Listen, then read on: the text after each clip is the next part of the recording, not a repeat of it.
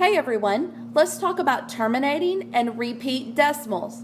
Now, all decimals are is actually a fraction that is changed into decimal form.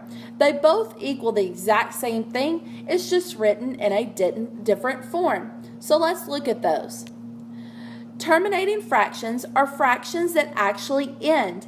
Now, what I'm saying by that is that when I actually divide the actual fraction out, the actual decimal will end. It won't repeat. So let's look at this. I've set up 4 divided by 3, or 3 divided by 4.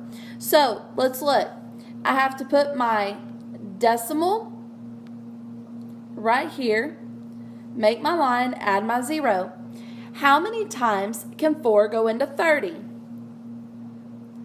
4 can go into 30 7 times. So let's look. 7 times 4 is 28. So I'm going to subtract and put my 2. I'm going to bring in a 0. 4 can go into 20 5 times. So if you notice, my actual decimal ends, which means it's a terminating decimal or a terminating fraction. So let's look at a repeat fraction because those tend to be a little tough. Now, a repeating fraction is a fraction that if you divide it out, it just continues over and over and over again. Now, it doesn't always just have to be the same number. It can be like 1/8, 1/8, 1/8, 1/8 repeating, okay? It can be that way. So please be aware of that. So let's look at one. We have 1/3. Which is a fraction. So I'm going to take that fraction into a decimal.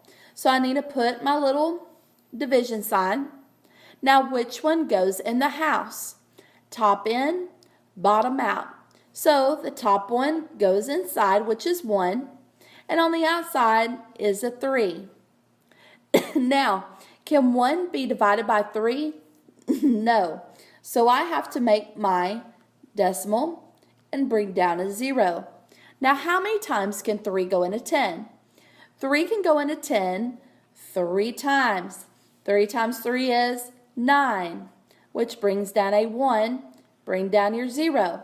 I always tell you guys to take it 2 different times, just for the fact of that you're able to make sure that it is a repeat, not something that's just going to pop up later on that's not going to work out.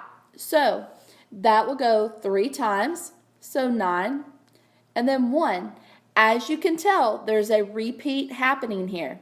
So it's going to be 0.33 with the repeat sign. Now, when we have something like that and you look at that, that is actually going to end up being a rational number. Okay? Any fraction that you turn into a decimal will actually be a rational number. So make sure that you understand the difference between a repeat and an actual terminating decimal. So, hope y'all have a great day.